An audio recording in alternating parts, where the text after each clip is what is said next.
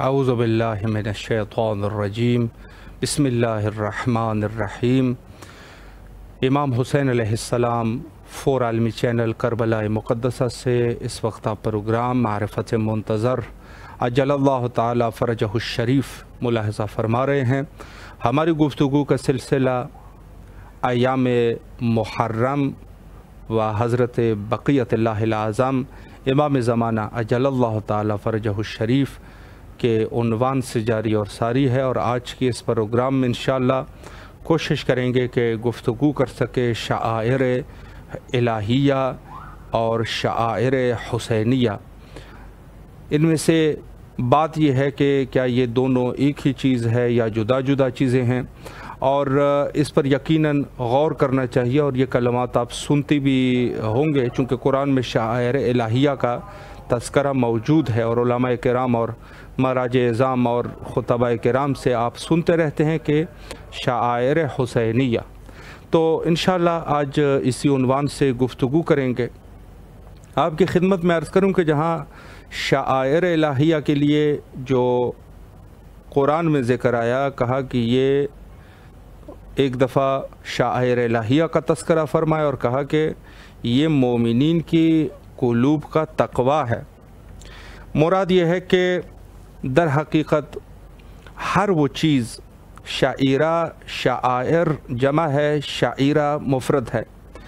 شعیرہ ہر وہ چیز جس کی وجہ سے انسان اللہ کی طرف راغب ہو جائے، اللہ کی یاد میں پڑ جائے، یا اس چیز سے اللہ کی عام زبان میں اللہ کی خوشبو آ جائے۔ یعنی یہ ہے کہ آپ اس کام کو جب انجام دے رہے ہیں تو اس سے جو ہے وہ اللہ کی طرف انسان کی رغبت ہو جائے۔ جیسے خانہ کعبہ، خانہ کعبہ در حقیقت در و دیوار ہے، یعنی در ہے اور دیواریں ہیں۔ اور خدمت میں عرض کروں کہ کوئی خاص فرق نہیں ہے باقی جگہوں کے ساتھ، چونکہ ظاہر ہے کہ خانہ کعبہ بھی اسی طریقے سے ساخت و ساز اس کی ہوئی ہے، لیکن خانہ کعبہ کیوں شعیرہ ہے؟ دوسرے بلڈنگ جو ہے وہ شعیرہ نہیں ہے، شعائر نہیں ہے۔ برج خلیفہ کو آپ شاعر الہیہ نہیں کہہ سکتے، کیونکہ برج خلیفہ سے آپ اللہ کی یاد میں نہیں پڑھتے۔ لیکن جب آپ، یہ میں مثال عرض کر رہا ہوں، یہ نہیں ہے کہ خدا نخواستہ خانہ کعبہ کو اور یہ برج خلیفہ کوئی بات بڑھ جائے۔ خانہ کعبہ کی بہت بڑی عظمت ہے، چونکہ اللہ نے عظمت دی ہے ان کو، اور یہ دوسری جو عام بلڈنگیں ہیں اس کی کوئی اہمیت نہیں ہے۔ تو عرض یہ ہے کہ خانہ کعبہ اور دوسری بلڈنگوں میں فرق یہ ہے کہ دوسری بلڈنگ کو دیکھ کے انسان، دوسری جگہ کو دیکھ کے انسان اللہ کی طرف، اللہ کی یاد نہیں ہوتی، لیکن جب انسان خانہ کعبہ کو دیکھتا ہے تو اللہ کی یاد ہوتی ہے۔ اس کو کہتے ہیں شعیرہ، یعنی وہ ہر چیز جو آپ کو اللہ کی نزدیک کر دے اس کو کہتے ہیں شعائر اللہ۔ جیسے شعائر اللہ میں آپ دیکھ رہے ہیں خود حرم امام حسین علیہ السلام ہے، نجف اشرف میں امیر المومنین علیہ السلام کا حرم ہے، کاظمین، سامرہ، بقی، اور جتنی بھی قبور اولیاء اللہ ہے، جہاں کہیں بھی ہے، ائمہ اطہار علیہ السلام کے علاوہ جو دوسرے قبور اولیاء ہے، وہ سب کے سب جو ہے وہ شعائر ہے، شعائر الہیہ ہے کہ اس سے انسان اللہ کے قریب جاتا ہے۔ روضہ رسول اللہ ہے۔ اور یہاں میں ایک نفرین کرنا چاہوں گا خود وہابیوں کے اوپر کہ خدا کی لعنتیں ہوں لوگوں کے اوپر جو شعائر الہیہ کے دشمن ہے، شعائر الہیہ کے دشمن ہے۔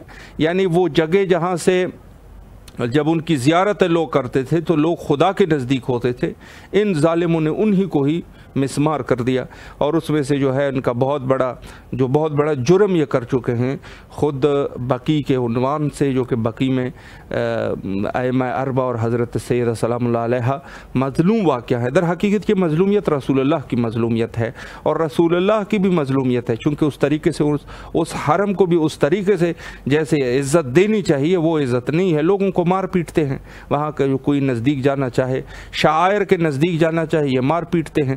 ان کا پتہ نہیں کس خدا کی عبادت یہ لوگ کرتے ہیں۔ کبھی تو ان کے اپنی کتابوں میں جو ہے وہ کہتے ہیں کہ روز قیامت اللہ کا اتنا بڑا پیر ہوگا، جہنم میں رکھ دیں گے، جسمانیت ظاہر ہوتی ہے۔ کبھی کبھار اپنے ان حرکات پہ آ جاتے ہیں کہ حتی شاعر کے دشمن ہو جاتے ہیں، کیونکہ شاعر کی سمجھ نہیں آتی ان کو۔ جب سمجھ یا تو سمجھ آتی بھی ہوگی تو ظاہر ہے کہ دین کا دشمن ہے، تو دین کا دشمن کوئی دین کے ساتھ نیکی تو نہیں کرے گا، دین کا دشمن ظاہر سی بات ہے کہ دین کا برا ہی کرے گا۔ تو یہ چونکہ وہی ان کی جو ان کی سوچ ہے وہ یقیناً وہی خوارج والی سوچ ہے، اور یا تو خوارج والی سوچ بھی ہو سکتی ہے، اور ساتھ میں جو ہے ان کے یا تو یہ جانے مانے جو ہے وہ دشمن ہے کہ جان بوجھ کے ایسا کرتے ہیں۔ چونکہ ظاہر ہے کہ کوئی بھی عاقل انسان اگر شعائر الہیہ کوئی ایسی جگہ جہاں سے انسان اللہ کے قریب جا رہا ہے اسی کا ہی دشمن ہو جائے، تو ظاہر ہے ایک بات ہے کہ یا تو یہ شخص جو ہے وہ جاہل ہے، فکر یہ کمزور ہے، یا جا کے دین کا دشمن ہے۔ آج کی اسی مہم موضوع پر محو گفتگو رہیں گے عزت مآب علی جناب حجت الاسلام المسلمین علی جناب مولانا سمیع حسین نجفی صاحب قبلہ نجف اشرف کے ساتھ ہمارے ساتھ محو گفتگو رہیں گے، اور کنٹرول روم سے فرما رہے ہیں کہ رابطہ بھی قائم ہو چکا ہے الحمدللہ۔ السلام علیکم ورحمۃ اللہ وبرکاتہ۔ علیکم السلام ورحمۃ اللہ وبرکاتہ۔ حضور خیریت سے ہیں انشاءاللہ، طبیعت مزاج بخیر ہیں؟ اللہ کا شکر ہے، آپ کیسے مزاج؟ الحمدللہ، آپ کی دعائیں ہیں۔ سب سے پہلے تو ان ایام کی مناسبت سے آپ کی خدمت میں تسلیت اور تعزیت عرض کرتے ہیں، اور امام حسین علیہ السلام ٹی وی کے تمام اراکین کی طرف سے نہایت ہی شکر گزار ہے کہ آپ نے اپنے قیمتی اوقات میں سے یہ وقت مومنین کے لیے وقف فرمایا اور ہمیں خدمت کا موقع عنایت فرمایا۔ شکرا للہ۔ اللہ آپ کو سلامت رکھے۔ حضور، ہماری گفتگو کا سلسلہ آج شاعر الہیہ اور شاعر حسینیہ کے عنوان سے کرنا چاہیں گے، تو میں وقت کو ضائع کیے بغیر، چونکہ وقت مختصر ہے، سوال یہ ہے کہ شاعر اللہ کہ جس کی تعظیم کا حکم ہمیں قرآن میں دیا گیا ہے، اس سے کیا مراد ہے؟ اور عزادار یہ امام حسین علیہ السلام کے شاعر الہیہ ہونے کو واضح فرمائے، اس پر قبلہ اگر ایک وضاحت ہو جائے۔ اعوذ باللہ من الشیطان الرجیم، بسم اللہ الرحمن الرحیم، اللہم صلی علی محمد وآل محمد وعجل فرج۔ اس سوال سے مد نظر چکے آپ نے فرمایا کہ شاعر اللہ سے کیا مراد، جی، تو اور اس کے احترام کا حکم ہمیں قرآن مجید میں دیا گیا ہے، تو میں چاہتا ہوں کہ مومنی خدمت میں اس آیہ کریمہ کو پیش کروں۔ جی بسم اللہ۔ جس طور پر یہ حکم دیا گیا ہے، تو یہ آیہ کریمہ سورہ حج کی 32ویں آیت ہے، جس میں پروردگار عالم یہ ارشاد فرما رہا ہے وَمَن يُعَظِّمْ شَعَائِرَ اللَّهِ فَإِنَّهَا مِن تَقْوَى الْقُلُوبِ۔ بالکل، اللہ کی نشانیوں کی احترام کرتا ہے تو یہ اس کے دلی اعتبار سے متقی و پرہیزگار ہونے کی نشانی۔ بے شک۔ اگر اس بات کی توضیح پیش کی جائے کہ شاعر اللہ سے کیا مراد ہے، جیسا کہ آپ نے سوال میں فرمایا، تو دیکھیں اصل میں شاعر یہ جمع ہے لفظ شعیرہ کی۔ جی جی، اس کا مفرد جو ہے وہ شعیرہ ہے کہ جس کے معنی علامت اور نشانی کے ہوتے ہیں۔ بالکل، بے شک۔ ہم یہ کہتے ہیں شاعر اللہ یعنی اللہ کی نشانیاں، سبحان اللہ، وہ علامتیں کہ جو اللہ کی یاد دلاتی ہیں۔ بے شک۔ تو اب سوال یہ کہ یہ شاعر اللہ سے کیا مراد ہے، تو اس کے حوالے سے چونکہ قرآن مجید کی آیت ہے، تو میں کوشش کروں گا کہ قرآن مجید سے ہی یہ بیان کیا جائے، یہ پیش کیا جائے کہ شاعر اللہ ہیں کیا۔ بہتر ہے۔ تو جب ہم اس مسئلے کو، اس سوال کو اپنے ذہن میں رکھ کے قرآن مجید کی آیتوں کو ڈھونڈا، تو ہم نے دیکھا کہ قرآن مجید میں کچھ چیزیں ایسی ہیں کہ جنہیں اللہ نے شاعر میں سے کہا، یعنی اپنی نشانیوں میں۔ بالکل۔ سب پہلے آپ دیکھیے سورہ بقرہ میں ہی یہ ارشاد ہو رہا ہے، بسم اللہ الرحمن الرحیم، وَالْبُدْنَ جَعَلْنَاهَا مِنْ شَعَائِرِ اللَّهِ، اللہ کہ ہم نے بدنا کو اللہ کی نشانیوں میں سے قرار دیا۔ واہ سبحان اللہ۔ اب بدنا کیا ہے؟ تو بدنا کے لیے علماء بیان فرماتے ہیں بدنا وہ بڑا جانور یعنی اونٹ کی شکل میں جو انسان قربانی میں پیش کرتا ہے قربانی کے لیے، اس کو بدنا کہتے ہیں۔ واہ۔ تو اللہ نے کہا کہ ہم نے اس کو نشانی اللہ کی نشانیوں میں سے قرار دیا ہے۔ صحیح۔ جیسے ایک اور آیہ کریمہ جس میں ارشاد ہو رہا ہے کہ ان الصفا والمروہ من شعائر اللہ، اللہ صفا اور مروہ کی پہاڑیاں، اس کو بھی اللہ نے اپنی نشانیوں میں سے قرار دیا۔ بے شک۔ ٹھیک ہے. اب جب یہ 2 آیتیں جو شاعر الہی کا بیان کر رہی، اگر یہ سوال ذہن ہو کہ آخر کیا وجہ ہے کہ پروردگار عالم ان 2 آیتوں میں ان 2 چیزوں کو اللہ کی نشانیوں میں سے قرار دے رہا ہے. صحیح. اچھا، اس کو بیان کرنے سے پہلے ایک اور مقدمہ. جب پروردگار نے یہ بیان فرمایا کہ بدنا یعنی وہ جو بڑا جانور ہے کہ جسے آپ قربانی میں پیش کرتے ہیں وہ اللہ کی نشانیوں میں سے، صفا و مروہ کی پہاڑیاں اللہ کی نشانیوں میں سے، تو پھر مومنین کو مخاطب کر کے پروردگار ارشاد فرما رہا ہے یہ قرآن مجید سورہ بقرہ میں ارشاد ہو رہا ہے یا ایھا الذین آمنوا لا تحلوا شعائر اللہ، اے ایمان والو اللہ کی نشانیوں کی بے حرمتی نہ کرو. اللہ اکبر. بے شک بے شک. ہمیں اس بقرہ میں بیان کیا گیا کہ اس اللہ کی نشانیاں کیا ہیں. پھر یہ مومنین کو خطاب ہو رہا ہے کہ تم شعائر اللہ کی بے حرمتی نہ کرو. جی بے شک. معلوم یہ ہوا کہ شعائر اللہ کی کا احترام وہی کرے گا کہ جو مومن ہوگا، جس کے اندر صفت ایمان ہے. بے شک. سبحان اللہ. اب سوال رہا یہ کہ آخر کیا وجہ ہے کہ بدنا یعنی وہ جو بڑا جانور ہے قربانی میں پیش کیا تھا اس کو اللہ نے اپنی نشانیوں میں سے قرار دیا. صفا و مروہ پہاڑیاں اللہ کی نشانیوں میں سے ہیں. جب ہم نے اس پہ تلاش کیا تو پتہ چلا کہ بدنا یعنی جو اللہ کی نشانیاں اللہ نے کی نشانی قرار دی گئی، اسے اللہ نے اللہ کی نشانی اس لیے قرار دی کہ چونکہ انسان قربانی میں وہ اللہ کی طرف اس کی نسبت ہو جاتی ہے، جو جانور انسان اللہ کی. بے شک. دوسری بات کہ صفا و مروہ کی پہاڑیاں اللہ کی نشانیوں میں سے ہیں. وہ کیوں؟ اگر اسے آپ تاریخ اٹھا کر دیکھیں تو وہ اس لیے کہ چونکہ پانی کی تلاش میں جناب ہاجرہ صفا سے لے کر مروہ تک 7 مرتبہ انہوں نے چکر لگایا تھا. صحیح ہے نا جی. تو اس سے اللہ نے اسے اپنی نشانیوں میں سے قرار دیا. تو اب یہاں پہ میں جملہ عرض کرنا چاہ رہا ہوں، وہ جو یہ سوال تھا کہ کیا آزاداری بھی شاعر اللہ میں سے ہے یا نہیں، تو یہاں پہ جملہ عرض کر رہا ہوں کہ صفا و مروہ کی پہاڑیاں اللہ کی نشانیوں میں سے ہیں. کیوں؟ اس لیے کہ ایک پاکیزہ بی بی کے قدموں تلے وہ پہاڑیاں آئی تھی. سبحان اللہ سبحان اللہ. بے شک. اب سوچئے کہ جب ایک پاکیزہ بی بی کے قدموں تلے ایک پہاڑی آ جائے، جب وہ شاعر اللہ میں سے ہو سکتی ہے، تو اگر کسی زمین پر امام حسین کا خون شامل ہو تو وہ شاعر اللہ اکبر. بے شک ہو سکتا ہے. بے شک بے شک. یا وہ علم و تابوت اور مجلسیں اور یہ تبرکات کہ جو امام حسین کی طرف منسوب ہیں وہ شاعر اللہ میں سے کیوں کرنی؟ جی بے شک ہو ہے. بالکل. یہ قرآن مجید ہے کہ صفا و مروہ کی پہاڑیاں اللہ کی نشانیوں میں سے. بالکل بے شک. یہ ایک بات. تو یہ میں کہنا بلکہ یہاں پر علماء بیان فرماتے ہیں کہ مستحب چیزوں میں شاعر اللہ کی سب سے عظیم ترین مصداق ہے وہ آزاداری امام حسین علیہ السلام. سبحان اللہ سبحان اللہ. بے شک. یہی وجہ ہے کہ آیت اللہ بہجت کا بڑا مشہور قول ہے، وہ فرماتے ہیں کہ آزاداری امام حسین علیہ السلام کرنا یہ نماز شب سے زیادہ ثواب رکھتا ہے. اللہ اکبر اللہ اکبر. سبحان اللہ. نماز سے زیادہ ثواب رکھتا ہے کہ انسان اپنے آپ کو آزاداری امام حسین علیہ السلام میں مصروف. تو بہرحال اچھا، اب قرآن مجید کی آیت کیا ہے جس میں ارشاد فرما رہا ہے پروردگار وَمَن يُعَظِّمْ شَعَائِرَ اللَّهِ فَإِنَّهَا مِن تَقْوَى الْقُلُوبِ، کہ اگر کوئی اللہ کی نشانیوں کا احترام کرتا ہے تو وہ اس کے دلی طور پر متقی و پرہیزگار ہونے کی نشانیاں ہیں. صحیح. بالکل. یعنی معلوم ہوا کہ جو مومن ہوگا وہی شاعر اللہ کا احترام کرے گا، جو متقی و پرہیزگار ہوگا وہی اللہ کی نشانیوں کا احترام. بے شک.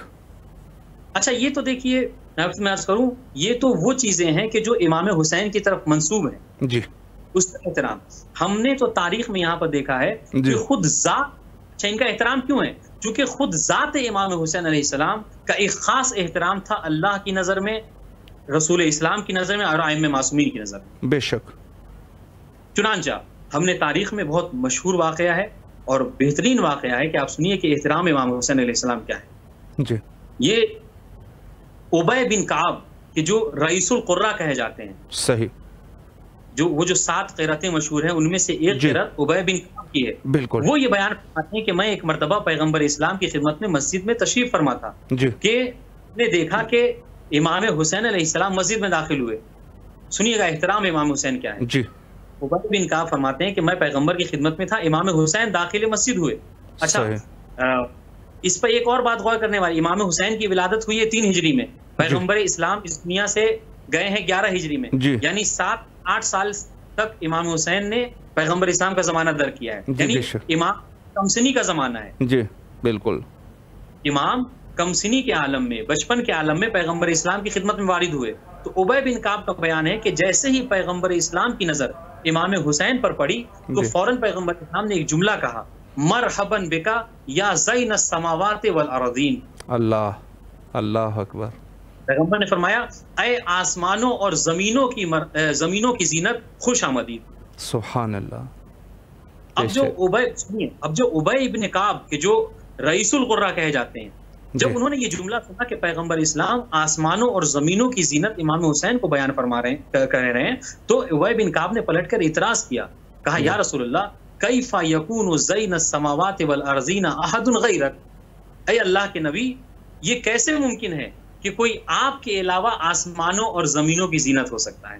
اللہ اللہ. بے شک. یعنی رئیس القرہ ہے، پر ذہن میں یہ ہے کہ اگر کوئی آسمان و زمین کی زینت ہے تو ذات پیغمبر اسلام نے بے شک. لیکن پیغمبر اسلام نے جو جواب دیا ہے جی پیغمبر وہ قابل غور ہے. پیغمبر اسلام نے یہ نہیں بیان فرمایا ہاں یا نہ میں کہ امام حسین زینت ہیں یا نہیں ہے، اس طرح کا جواب نہیں دیا، بلکہ ایک طنز کسا پیغمبر اسلام نے. بیان فرماتے ہیں پیغمبر پلٹ کر کہ ان اہل السماء ان الحسین فی السماء اکبر منہ فی الارض. اللہ اکبر. اللہ زمین اکبر. والوں سے زیادہ حسین کی معرفت رکھتے ہیں. واہ سبحان اللہ سبحان اللہ.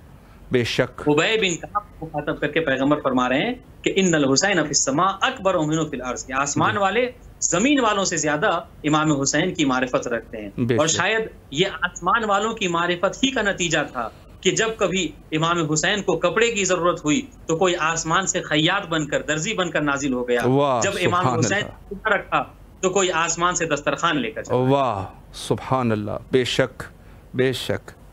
احترام تھا امام حسین کا، خود اللہ کی نظر میں، رسول اللہ کی نظر میں. اور سنیے یہاں تک کہ حدیثوں میں وارد ہوا ہے کہ لیس نبی فی السماء الا ان یاذن اللہ ان یؤتی له الاذن لزیارت الحسین. اللہ اکبر. اللہ اکبر.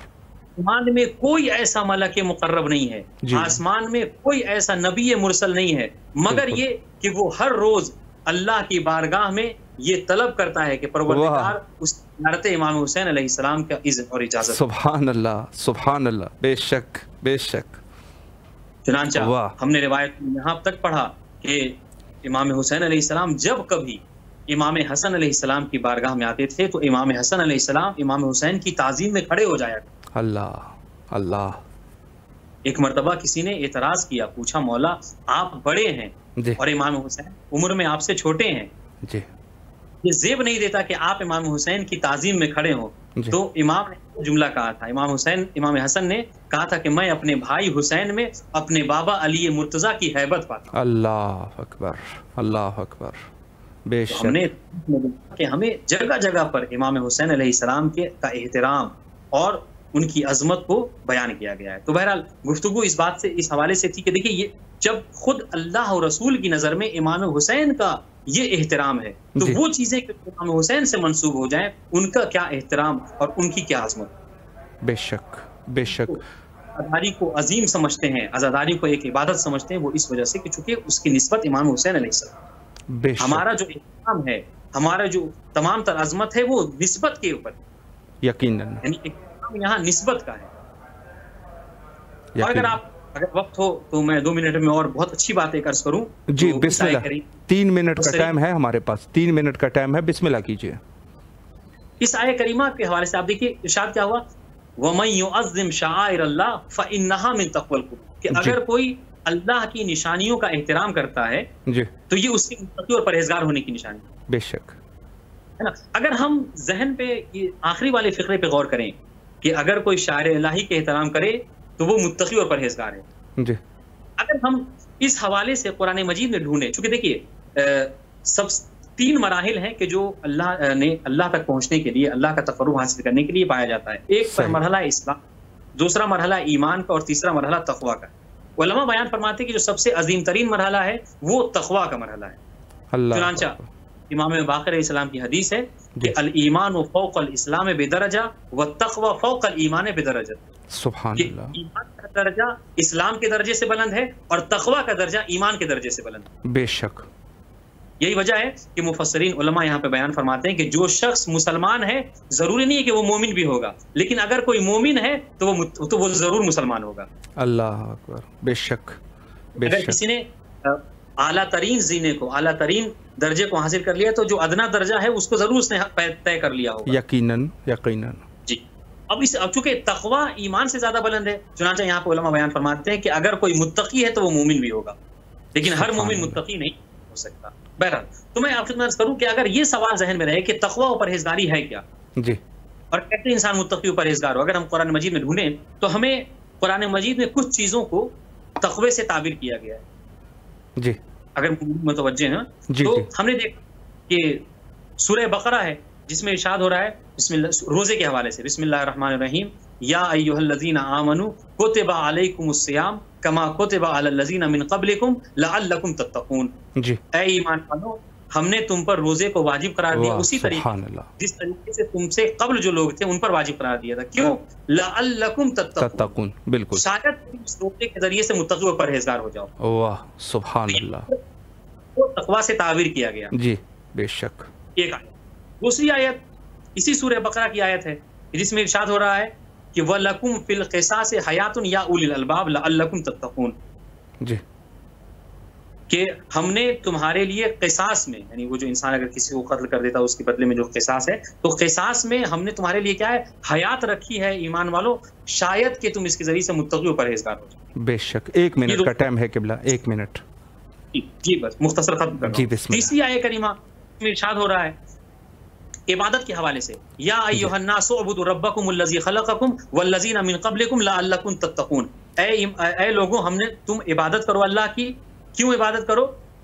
ایھا الناس اعبدوا ربکم الذی خلق، جس نے تمہیں پیدا کیا، تم سے قبل والوں کو پیدا کیا، کیوں؟ لعلکم تتقون، شاید کہ تم متقی پرہیزگار ہو جاؤ۔ سبحان اللہ۔ تو دیکھیں یہ کہتے ہیں روزے کو تقویٰ کے لیے تعبیر کیا گیا، قصاص کو تقویٰ سے تعبیر کیا گیا، جی، اور آگے مرحلہ بڑا پوری عبادت کو کہا گیا کہ عبادت جیسے تم متقی پرہیزگار ہو سکتے ہو۔ لیکن جو غور کرنے والی بات ہے ان تینوں میں تقویٰ سے تعبیر کیا گیا ہے، مگر یہ نہیں کہا گیا کہ متقی ہو جاؤ گے، بلکہ یہ کہا کہ شاید کہ تم متقی ہو جاؤ۔ عبادت کرو شاید کہ تم متقی ہو جاؤ، روزہ رکھو شاید کہ تم متقی ہو جاؤ، قصاص کے ذریعے شاید کہ تم متقی ہو جاؤ۔ سبحان اللہ، واہ، احترام ہے امام حسین علیہ السلام کا کہ ارشاد ہوا وَمَن يُعَظِّمْ شَعَائِرَ اللَّهِ فَإِنَّهَا مِن تَقْوَى الْقُلُوبِ۔ واہ سبحان اللہ، سبحان اللہ، متقی اور پرہیزگار ہے۔ معلوم یہ ہوا کہ انسان اس وقت تک متقی اور پرہیزگار نہیں ہو سکتا جب تک وہ شاعر اللہ کی تعظیم و تکریم کرے۔ بے شک بے شک۔ قبلہ اللہ آپ کے توفیقات خیر میں اضافہ فرمائے۔ دل تو چاہتا ہے کہ اس موضوع پر مزید بھی گفتگو کی جائے، لیکن دامن وقت میں مزید گنجائش نہیں ہے۔ آپ کے نہایت ہی ممنون اور مشکور ہے، مولا آپ کو سلامت رکھے، اور آپ سے امام حسین علیہ السلام ٹیم کے پوری ٹیم کے لیے آپ سے التماس سے دعا کرتے ہیں۔ فی امان اللہ، اللہ حافظ، اللہ حافظ۔